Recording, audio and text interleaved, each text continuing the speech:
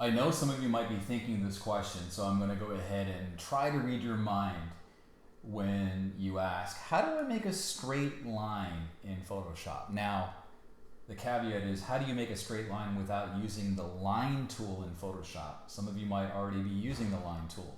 The problem with the line tool is it doesn't give you any line weight. So in order to create a straight line with line weight, you're going to select your brush. In this case, I'm using my pencil brush, and you're going to hold the shift key down. When you hold the shift key down and you make a mark, it restrains it to a straight line. And the same thing also holds true for a horizontal line. If you hold down the shift key, you can constrain that to a horizontal line. Now, what about a diagonal line?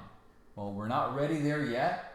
We'll talk about diagonal lines soon, but the key involves rotating the canvas. And we'll talk about that in a future video, but for right now, I want you to just know that you can hold down the shift key to make a straight line.